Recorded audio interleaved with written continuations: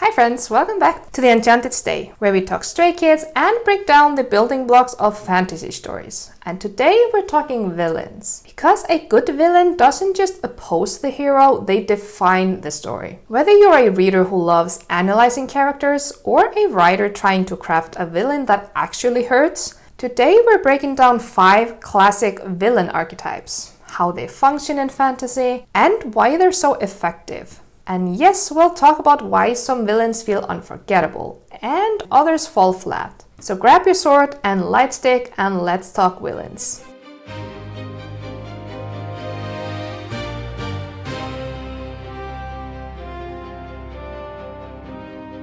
The Dark Lord or the Tyrant. Core idea for this archetype is absolute power, absolute control. This is the villain most people picture when they think fantasy. They rule through fear.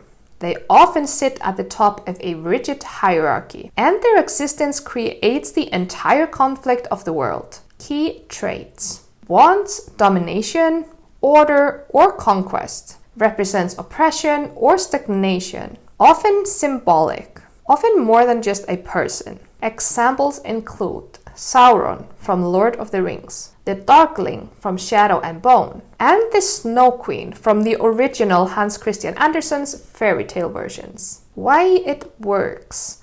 The Dark Lord gives us clarity.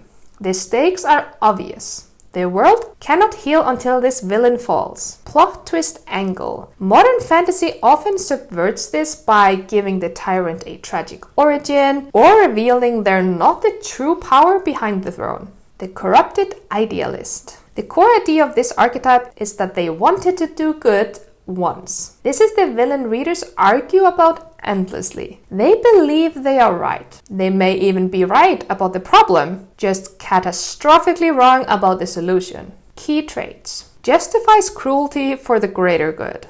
Sees themselves as a necessary evil, and often mirrors the protagonist. Examples include Magneto, fantasy adjacent but iconic. The Darkling, again, for a reason. And many fallen gods or ancient heroes. Why it works. Because the scariest villain is one who could have been the hero. Plot twist angle. Sometimes the hero risks becoming this archetype themselves. And that tension fuels the entire story. The monster made. The core idea of this archetype is the villain didn't choose evil. It was done to them. This archetype blurs the line between villain and victim. They're often experimented on, cursed, created by systems, magic, or trauma. Key traits. Rage fueled by pain. Lashes out at the world. Often dehumanized by others. Examples include Frankenstein's monster, cursed warriors or blood magic soldiers, and beasts who were once human. Why it works.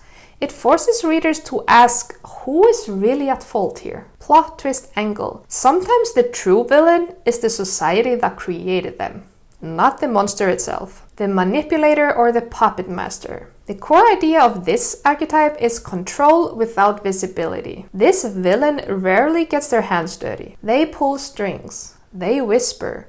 They let others take the fall. Key traits. Intelligent, patient, and calculating. Thrives on secrets and leverage. Often underestimated until it's too late. Examples include Littlefinger, secret council leaders, and shadow organizations. Why it works. Because they turn trust into a weapon. Plot twist angle. They reveal when readers realize how long this villain has been influencing events is often devastating. The mirror villain.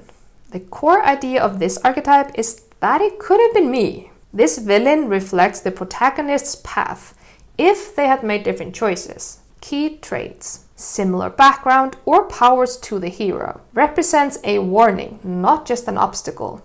And often deeply personal. Examples include rival chosen ones, siblings or former friends, and dark reflections or alternate selves. Why it works. Because the final battle isn't just physical, it's ideological. Plot twist angle. Sometimes defeating them means rejecting a tempting version of power. Villains aren't just obstacles, they're arguments. They argue about power, about morality, about who deserves to survive in a broken world. So tell me in the comments, which villain archetype is your favorite? And which one scares you the most? And if you want a part 2, morally grey villains, villain romances, or fallen gods, you know what to do. If you like this video, don't forget to like and subscribe. Until next time, stay chaotic, stay magical, stay.